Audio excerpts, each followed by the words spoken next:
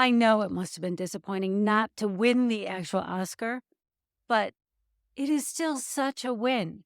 And this is something that us actors go through all the time. We get callbacks, we get called Yeah. back again and again, and then you end up not getting the role. And I think, for me and for you, right? You just have to think of it in there are so many factors that are outside of your control, but just to be a finalist, to be a callback person, whatever it is, Mm. this means that you had everything you needed to win it. It just didn't line up with everything else they had on the program that time. Hello, and welcome to another episode of Act Bold. Today on the podcast, I have Oscar finalist, the director Frederick Howe, with his film, Those That Follow. This was a hard film, I'm sure, to make, which we are going to find out more about, and a hard film to watch, but one that definitely leaves a lot to think about. So I'm super excited to jump into this conversation with Frederick. Frederick, thank you so much, first of all, for coming on the podcast. I really appreciate it. Thank you for So, having me. so we were just talking before we turned the camera on about not winning, and I think it's an important topic because what we were saying was, you were a finalist for the fucking Oscars. This is amazing. And I know it must have been disappointing not to win the actual Oscar, but it is still such a win.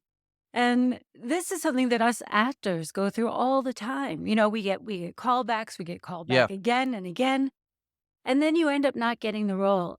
And I think, for me and for you, right? You just have to think of it in there are so many factors that are outside of your control, but just to be a finalist, to be a callback person, whatever it is, Mm. this means that you had everything you needed to win it. It just didn't line up with everything else they had on the program that time.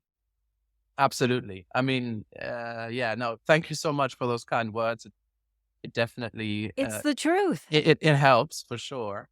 I mean, it is bitter. I'm not gonna lie. Obviously, we all wanted to win, but at the end of the day, um, the recognition for the team and the film has happened, right? We are very glad, and most importantly, the message from the film got out, right? Yeah. Um, it it it it it's got recognized, and importance of the themes of the film are being shared, and that's why we made this film in the first place. Let's We never set out to make a film to win awards, of course, and we could talk about that in a minute.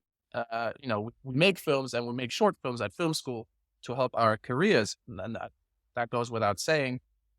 But first and foremost, we make the films we feel passionate about, and if they get any form of recognition, that's already a win. absolutely.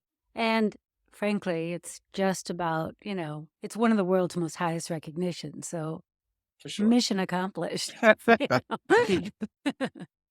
Absolutely. No. Yeah, and a great calling card. But let's talk about the film for a minute. So Yeah, the film deals with a really hard subject.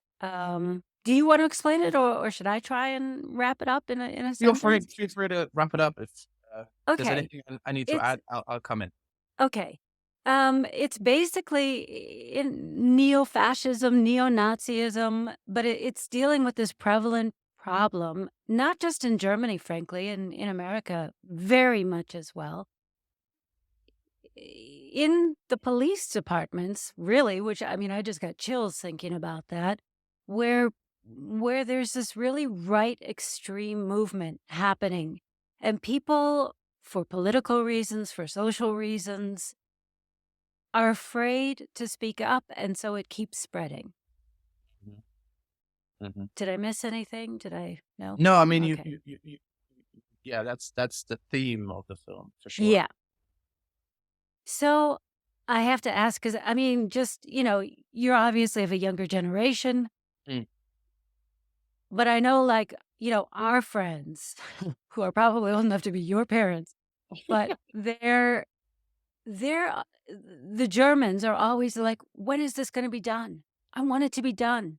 I don't wanna have to answer to this anymore." And my Ah, answer as an American is, "Look, it's not done until it's fixed.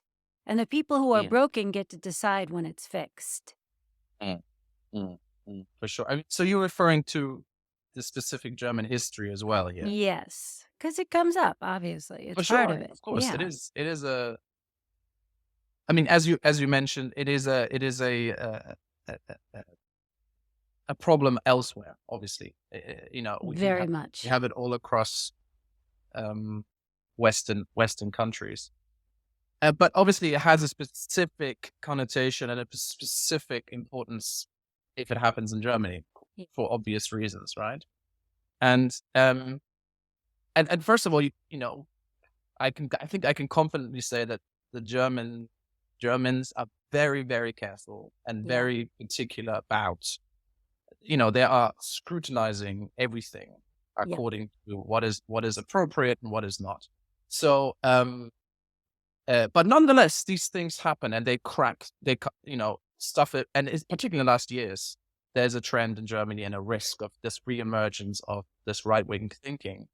And in Germany, we had these big scandals in the police of right wing uh, um, tendencies, and they exposed. You know, they were expressed in different ways. The scandal that we were particularly interested in was the one that happened at the Hessen special forces, police special forces, where right wing chat groups were exposed. So you had this elite group of police officers that were sort of excluded from an external Audit. side, Mhm.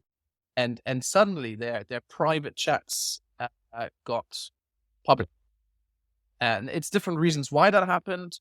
But and when I mean public, it's not you can't find them on the internet, but they suddenly became so public that outside their close circles, other police officers heard of it, and eventually there was a trial against them, and all these police officers lost their jobs, and it was a very complicated case. Mhm. But we said, okay, this is such an interesting and loaded setting for drama.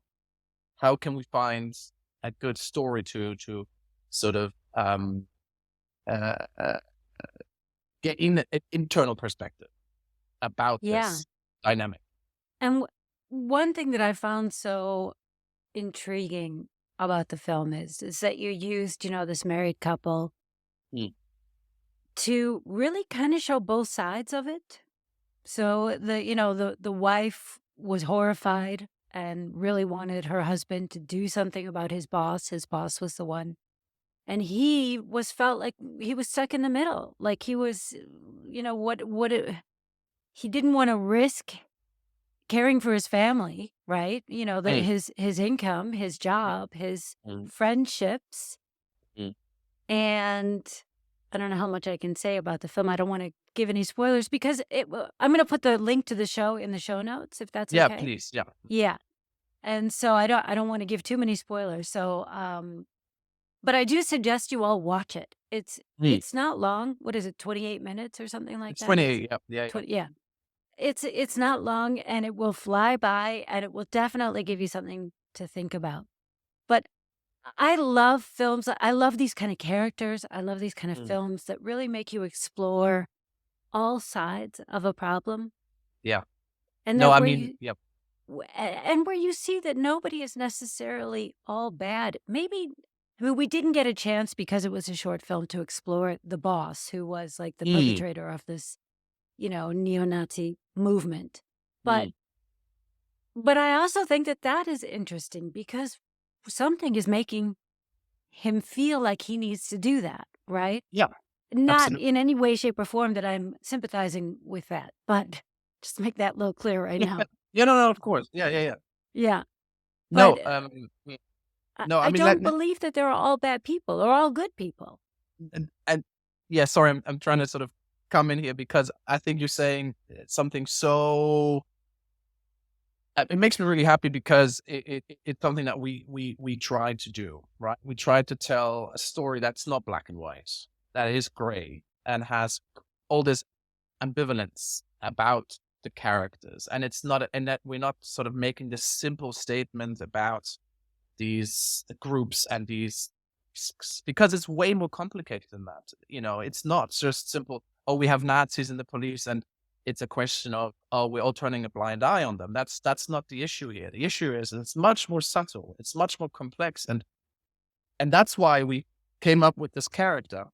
Maybe for those people who don't know what the premise of it is, we have a character who's just recently joined these police special forces, who has a family on the one side and his unit on the other, and then his superior um, uh, sends a right wing chat message, which can also be understood as a really stupid joke as well.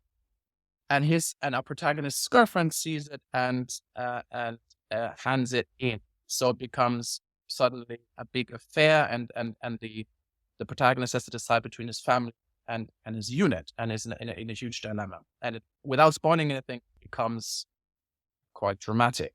But so coming back to what you're bringing up is this sort of gray area that we're trying to explore, to understand that, okay, that someone in the police can find himself in a position where he doesn't do anything. And we can only really change something, in my opinion, if we have a realistic view on these dynamics. And we don't really, I mean, we all know that, you know, right wing tendencies and neo-Nazis in the police is not acceptable. That's not a really interesting new insight for anyone watching the film. But we set out, well, we're going to try to explore the complexity of positioning yourself against that, and understanding how these dynamics can very quickly turn dangerous or bad. So, I'm very happy that sort of translated in the way you watch the film, for sure. Very much so. Very And much. And I think it's also very relevant, right? Because it's something we dealt with. I mean, it's something that we deal with over and over and over again in history. Are these not even necessarily right extremists? It could be also liberal extremists. And you could explore the idea that a police officer who was extremely left might be too lenient. And that's not good either. for Right. sure, absolutely, yeah. And could They- lead to catastrophic things happening as well. Mm. So it's always walking kind of like this razor's edge of, I think most people think they're good. Even if, Mm. you take a consensus, I'm sure, the sergeant or whatever he was, the guy, the boss Yeah. of the police, I'm sure he could justify to himself what it was all about and why, Yeah, just as most people can, right? And this is what's that's so exactly it. fascinating Yeah, about these kind of characters. for sure. And so the boss being the one who sent the message, right? I Yeah. mean, like that was important. That was so important that we portray him in a way where he considers himself completely within the right up till throughout the whole film. He doesn't see himself at danger whatsoever. And also we portray him as someone who stays a bit undefined how dangerous he really is. Like he's someone who makes these comments, who makes these jokes, who kind of acts upon them as well, but in a very sort of nuanced way. So it's not like we're seeing him doing something so obviously despicable. It's much more. He's way too smart to play it that way, Yeah. and that's why he's hard to grasp. And I think the audience, and that's always what we wanted to do. We wanted the audience to be somewhat overwhelmed by how hard it is to capture him and to Yeah. sort of to figure him out. Interestingly, though, the initial cut that we had of the film, that ambivalence on his character was even bigger. Oh, So we wrote him slightly differently, or we wrote the script slightly differently, and then in the edit, we quickly realized we have to rearrange the scenes to some extent to characterize him quite immediately as the antagonist, and quite immediately with him being somewhat Scary. dodgy and difficult to read. While in the initial script, the attempt was that we learn him as being a good guy. Right? He's the one integrating our protagonist. He's a supportive character and so forth. And then the messages come about, and then we start seeing So the you other had the side. audience basically empathizing with him, and then you were like, aha, etchy bitch.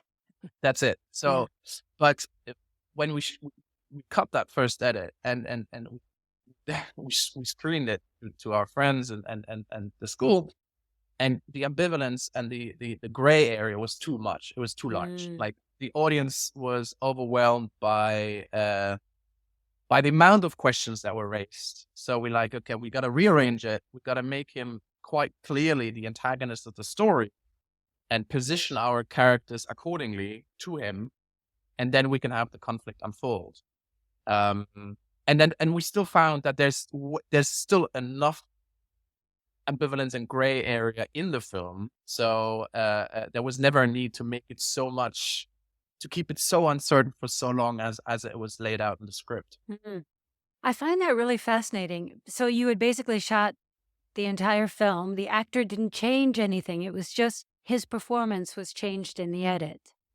And that was purely, like, not even his performance, purely the arrangement of the scenes. Or the context of his performance was That's changed it, like, in the edit. Yeah. Exactly. Like, it was exactly the same performance, but we just, for instance, quite specifically, we had the scene with the boy, right? That's a chilling scene, actually. Yeah, the scene at the beginning of the film was meant to happen in the middle of it. So we kind of, and at this point, then the message has already been seen by the mother, and then she sees him interacting with her son, and she's like, I don't want this guy in my life. I don't want him exposed to my son and my family. I'm gonna pull the trigger, and I'm gonna expose this message, right? So we had it built differently, but now we said, yeah. And now we just put it right at the beginning, because that scene with the kid characterizes him quite immediately, right? Very much. And we understand him off the bat, and then we can have the scene following that, the two being in different positions regarding his behavior. So we've already set up the conflict between the couple. But that was a long way. Like, trying to rearrange the film so it worked was. Yeah. It was It's a journey, isn't it? Oh my God, yeah. I'm a screenwriter as well. I belong to a really talented group of screenwriters. And what comes up again and again and again is cut the first part. Just start in the middle. And that's exactly what we did, for sure. Yeah, absolutely. Yeah. But I think, in a sense, you also have to, I never feel like it's wasted, because that first part gives you so much insight into a character's backstory, into the relationships that have been formed or are being formed. And so I probably, for every one page that gets written, I've probably thrown away 20. Yeah, for sure. So how did you go about casting the film? Oh yeah, that was a challenge on many different levels. Partly because, right, so it was actually, let's start with the easy casting, and that was for our main antagonist, the sort of the head of the unit, Timo Jacobs, right? Timo Jacobs, right? Timo is an incredible character actor. He has a huge presence, and he's very specific in what he does in the scene and how he interacts with people. And he was an immediate, like, okay, this is the guy we need. And then when Timo was like, and Timo is a professional, busy actor. Like, he's doing big things. He just felt like, okay, I like this idea, I like this character, I'm going to go for it. So that was pretty immediate, that sort of casting, and I was so happy that he jumped on board. When it came to our main protagonist, that was actually very difficult, because that character had to fulfill several different criteria. On the one hand, he has to be or the actor has to fulfill different criteria. On one hand, he has to be physically strong, right? Like we have to understand he has to have a certain physique that we associate him in an elite police unit. Yeah. That's the one thing. That's sort of on the surface level. Then then he has to be someone who has a loving side to him. So we understand and believe that he is a loving father who cares for his son and has that side of him. At the same time, we got to believe that he has a real desire and interest in groups of men and belonging to those. A habit of being Part of comfortable the brotherhood, no? in a brotherhood. Yes, Yeah. exactly. Being comfortable in that environment and enjoying that environment, right? Which is something that not everyone understandably wants to or can. And the fourth thing is we have to have some kind of impression of him where we believe that he would go with he would toe the line, right? He would go along with the expectations, that he couldn't position himself against the stream, and that he would be the one following, right? So all those different things had to come together in our actor, and I took a long time. And essentially, what we found with Arten, who is our main actor, Arten Bunyaku, we found a very specific and authentic actor who hasn't had that much experience yet.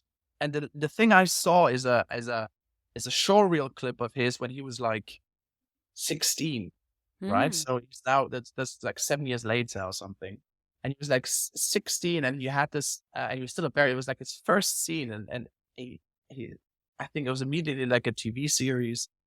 He had this such a presence and such a naturalistic acting style, that I was like, okay, this is incredible. What does this guy look like now, right? And then I got to know him, and I'll be quite honest, and he knows about this. I wasn't sure whether he could carry the load of being the protagonist of a 13-minute, short film. It's still a short film, but like it's quite the responsibility because he hasn't had that much experience yet. So we went through quite testing, let's say it, or casting, where he came, because he lives in Munich. We were shooting this in Hamburg, so he came up, and we spent 2 days with him and actors and playing the scenes and challenging him a bit and seeing whether he could do it. But he aced it. He was such a great guy. I mean, he is a great guy, but also he was such a good actor for that. And then we're like, okay, this is our guy. We're gonna do it.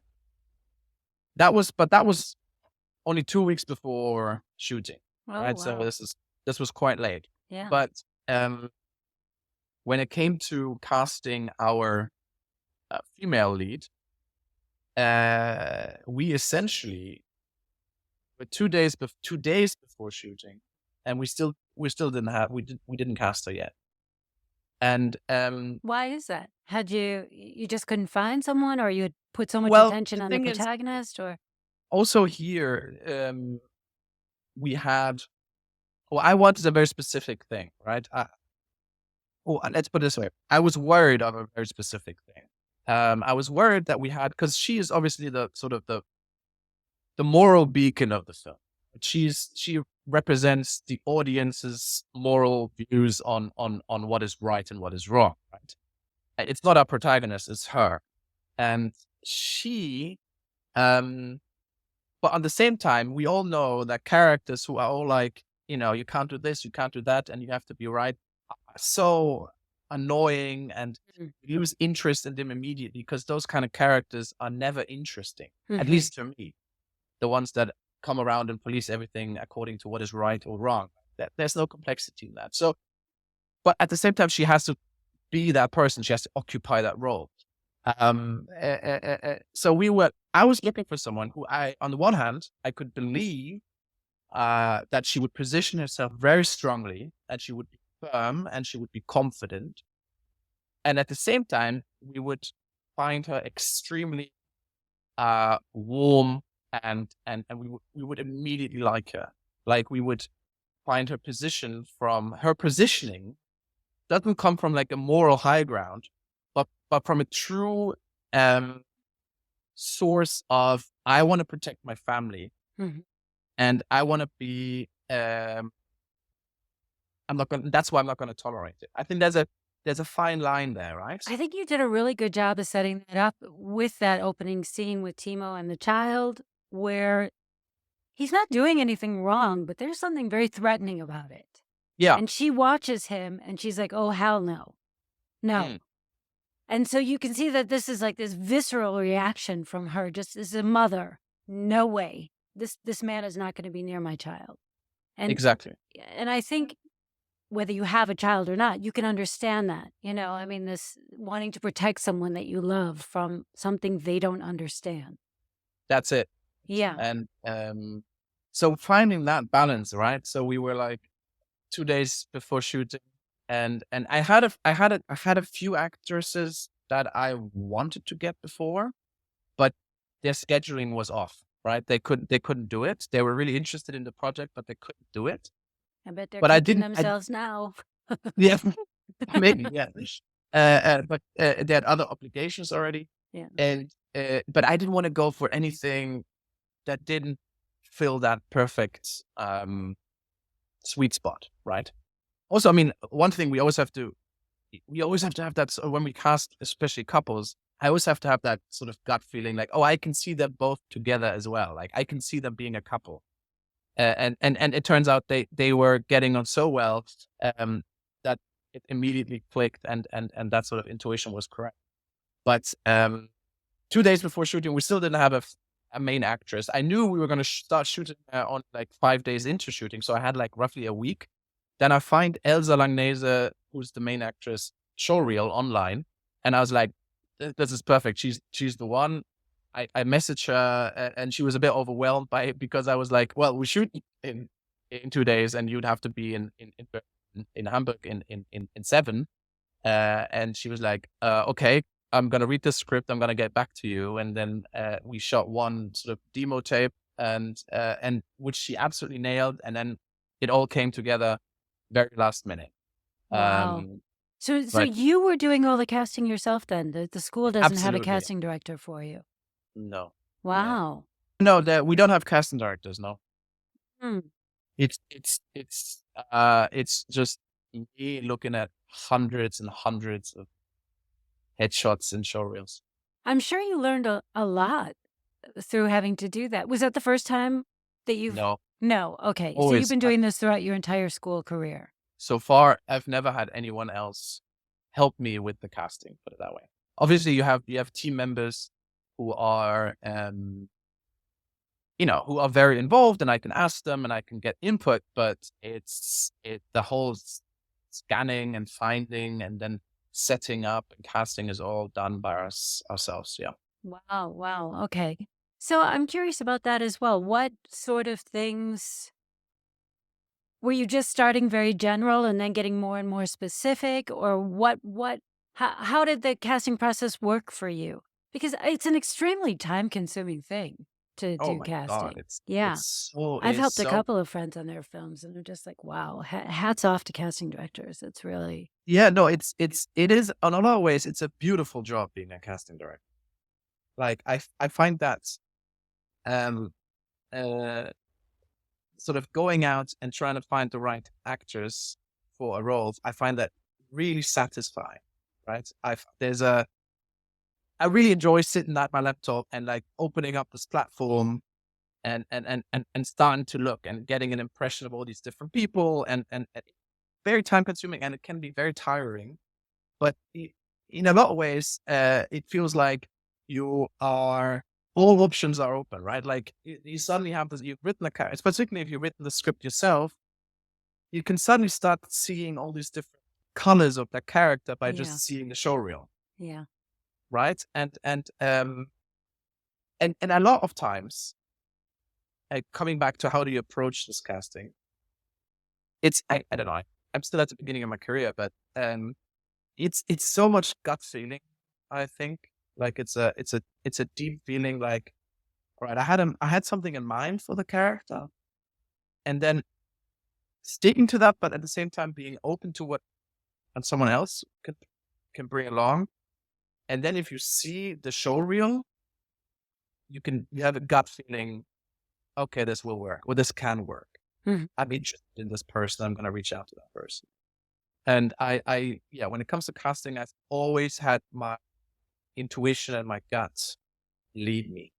And one thing also regarding that, what never worked for me so far are headshots. Headshots don't do it. Really? Yeah, Interesting, because I that's like our calling card.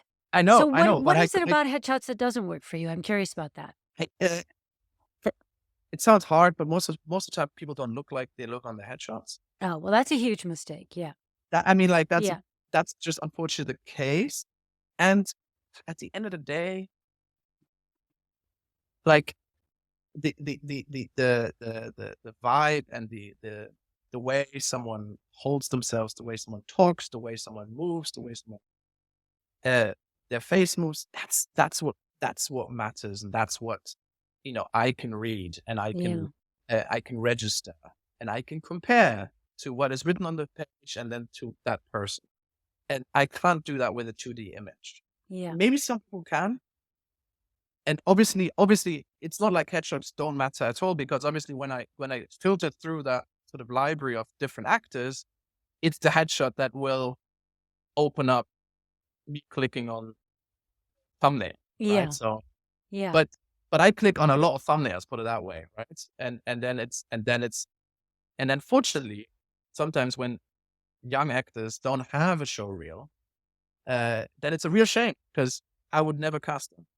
Yeah. Because what I do is and people have different approaches, but I spend a lot of time in filtering out in that first step and only contacting and inviting a very limited amount of people Hmm. who have gone through that sort of um, uh, guts filter that I Yeah. have, so it's always at the end. Everyone who's always invited to the casting, I usually it's usually a question of who's what kind of direction you want to take the film because they're all appropriate, like they're all good, they all know what they're doing, and it would have been a pleasure to work with all of them. But it's purely a question, okay, how is this whole film gonna, uh, what direction is the film gonna take, and who has the nuances to bring it that way, Hmm. if that makes sense. Absolutely. Yeah. I mean, yeah, it goes back to what we were saying. I mean, when you in a callback, say you have three actors and any one of them could play the part. It's just which nuance, which story do you want to tell? Because everybody has their own essence, their own energy, and that energy and essence brings another facet to the story. Yeah, and this energy and essence is what, for some reason, I can only register in moving pictures. Yeah. Do you I know, can't show in, it. in America, I work in America as well occasionally, and Mhm. on Actors Access, do you know Actors Yeah, Access? yeah. Yeah, okay. So if you click on someone's headshot in Actors Access, they have a no, they have a slate. So you have 7 seconds to kind of like show your personality, which Ah, I think is kind of amazing. You don't even need that much, honestly. You know what I mean? Because as you were saying, you can sort of get a gut reaction to someone immediately, even if they're just saying, "Hey, my name is Anne." Right? So, that's yeah. so much better than just having a picture, for sure. Yeah. Um, yeah, no, that's really good. That's really, yeah, no, But yeah, filmmakers as well, right? Because now the filmmakers and Cast Upload and all of that have yeah, sort of melded, and Schauspieler filmmakers and videos have cast melded upload, yeah. into one. Mhm. But I do think that gives us a chance. I also think something that's very interesting that happens mostly here in Germany, it's spreading outside into Europe as well, but still hasn't really spread into North America, are the About Me videos. How do Ah, you feel about those? so this is another, okay, I have I don't know, I have a particular view on those Okay. because I completely ignore those as well. You don't completely know them. No, I ignore them. Oh, you ignore them. Okay, Yeah. interesting. But that's So, kind of goes back to what you were saying about if they're done well. I mean, some people do them and it's them kind of, very stylized and it's sort of like like almost like a fashion shoot, and I think that, yeah, they look great, but they're not saying anything That, about the that person. yeah. The ones that I like the most are the ones where someone is just has maybe a 60-second, even just a little bit under that, 55-second, 56-second little anecdote or little story about themselves that is enlightening, right? In one form or another. Hmm. And just because they're so popular, and I don't necessarily, I mean, mine is super old from the BFFS, from when they were doing the, BFFS Manipalin. But I use them because a lot of times in a casting, in an audition, we'll be asked to, so tell us a little bit about yourself. Yeah. And that's when I pull out my about me. So instead of going, well, I did Tatwat and I did that, Mhm. it's like, no. Mm. Whatever they can read is nothing I want to mention. So Okay. Yeah. Yeah. right? Yeah. So if they can read it, don't say it. Mm. So I have a few actually, and some are more comedic Mm. and some are more, I wouldn't say dramatic, but that they strike an emotional note in me so that you can see that I can resonate with, feelings and blah blah blah. Mm. But I think it's important I always try and show me. Yeah. So I think they're useful in that, but I think part of the problem is so many actors just don't know how to do them. I mean, They don't yeah. really get It's, it. I mean, first of all, they are really hard to do. Uh, uh, and I think the key here is that whatever format you take and whatever style you take, it has to be in line with your vibe, right? Like, Yeah. sometimes they just conflict, and then someone tries to do a show about me in a style that's just not them, and then it doesn't feel authentic. And coming back to me ignoring though, so let me kind of rephrase. If there's nothing else but an about me, obviously I don't ignore. But that about me really has to be very special and very particular that I would invite that person to a casting. And that's partly because, as I said before, um, I filter a huge amount of filtering. So I want to know, and it sounds hard, but I want to know if that person can act, Of right? I course. want to That's our know. job. I want to Yeah. know how are they if they're in a room with another actor or actress and they have to react, and I want to see that, and I want that, and it doesn't have to be the most. It doesn't have to be the most professional setup at all. It can be it can be something very small in their room, but I want to see them interaction. I want Yeah. them reacting, and I want them being not themselves in being a different character, whatever character that is. So I can judge what I'm dealing with. Right? It's all of this. What I'm saying, I don't want to sound like I'm like this high horse judging people. I don't want to give off that impression, but it's just I, I know some people. The risk of that approach is that you don't necessarily find sort of these uncut gems, and then you can't find this sort of you always go for people that are um proven to some extent. And I think at the moment, one reason why I've done it this way is purely because I was doing the whole casting process and filtering out and finding the people and casting those individuals that are done that sort of fulfill the criteria.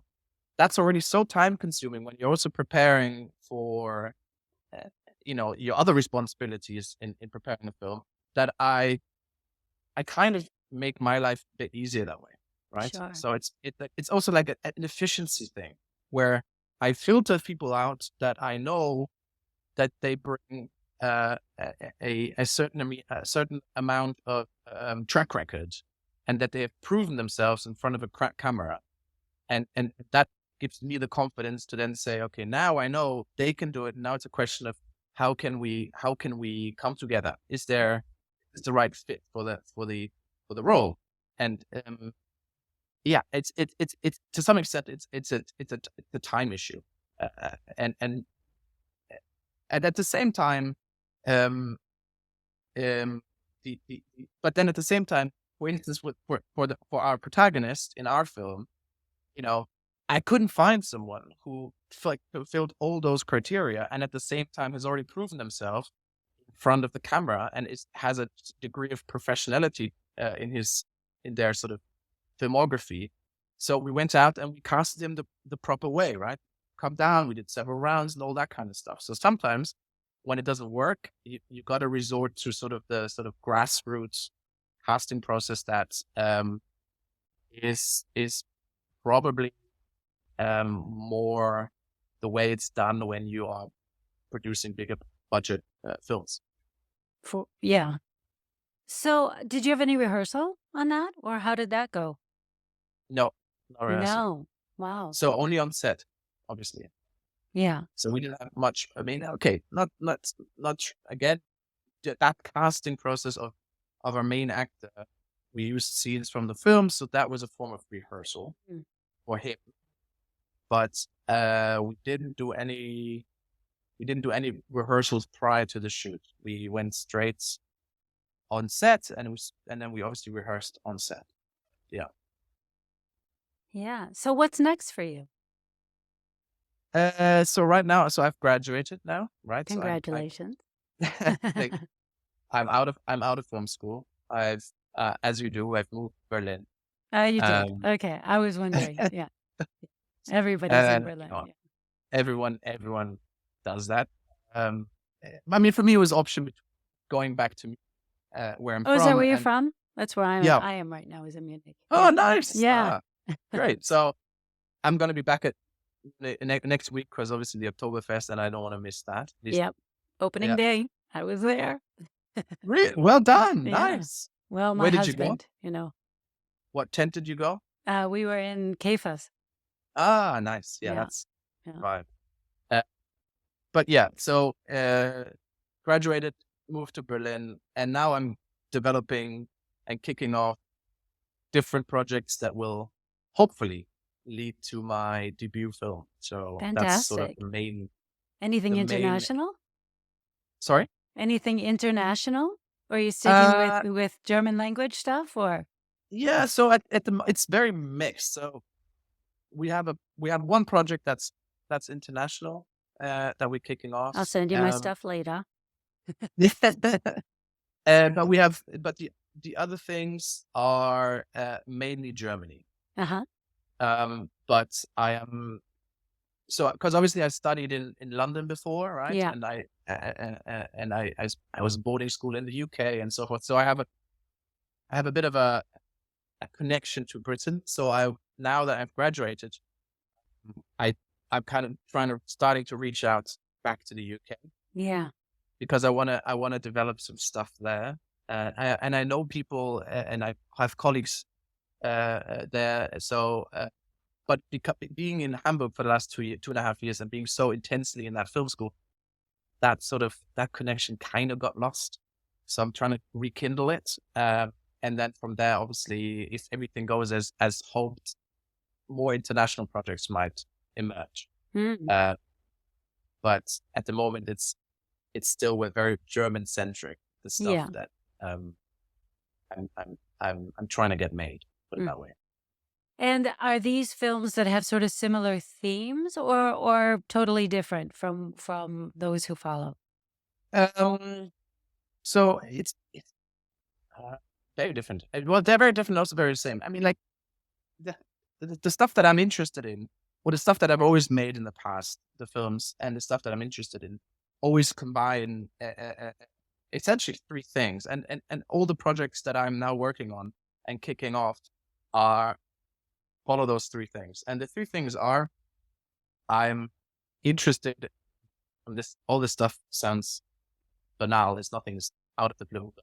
I'm very interested in characters. So character first films. Then I'm very interested in current dilemmas, current themes, Hmm. so timely, issues that are very timely and engaging with those and making those, as with those who follow, making the dilemmas and the conflicts so ambivalent and gray that we have the audience question a lot of the things that they thought or believed or assumed. And then so sort of the moral gray area is the second criteria, and the third is I'm very interested in suspense as a stylistic way of packaging these Mhm. themes and making them entertaining, Mm. right? So like the entertainment for me comes from the suspense and catching the audience on that level, and then having them necessarily stay along with the ride, but then by the end, maybe asking them the questions that they wouldn't have asked themselves otherwise. Mm. So, right. So character, moral ambivalence, and suspense are sort of the three main pillars that I always fall back to. And the projects that I'm developing now have pretty much all of them have those three pillars in again, in different forms, obviously. Sure. Yeah. I mean, But I find all of that, them. we all kind of have our things that we resonate with and, that keep coming up again and again and again. So, yeah, and it's just that's the way that you like to tell a story, the way you would like to explore the question or the theme or the Exactly. whatever it is. Yeah. Um, have you found that have you noticed any difference since you were a finalist in the Oscars as far as like opportunities or not yet? I mean, it's all very current. This just happened, Uh, right? So, yeah, I mean, for sure. I mean, I mean, I can't speak about it, but like the fact that I was a finalist or, nominated in combination with essentially opened up something now where someone then decided, okay, I'm going to give this film a shot. I'm going to give this filmmaker a shot. And now things are taking their way from there, right? So, um, having that validation, uh, obviously the film still has to resonate with them, yeah. and the film has to still be convincing, or at least, work for what that person has in mind. But the fact that I was a finalist gave that validation, and they took the time to watch the film, right? Yeah. And now, and I don't think that would have happened otherwise. I don't think, maybe. So, and there are a few examples like that where the finalist status has uh, given me, has allowed people, or has allowed me to reach out to people, and then they'll take the time to actually look at the thing that I made. Uh, Yeah. and I think that's a huge benefit for sure. Absolutely. Well, Frederick, I wish you all the luck in the world. Is there anything else that you would like to add? No, absolutely. I think we've covered it all. Would you No, like people to follow you on Instagram or check sure, out your yeah. website?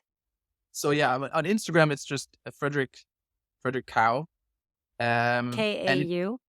KAU, that's Yeah. right. And if anyone wants to have a look at the film, right? So it's not, because we're not allowed to make it public, right? So these things are all private. Oh, Reach out to me on Instagram, and I'll send you the link for sure. okay. Yeah. I, That's I it. will put that in the show notes as well, that they should reach Yeah. out to you to see the film as well. Well, this has been an absolute pleasure. I really appreciate you taking your time out. Once again, such a huge congratulations to you for becoming a finalist at the Oscars. And I wish you lots and lots of success. Thank you so much, and thanks for having this chat. Well, I don't know about you, but I thought that was a really amazing interview.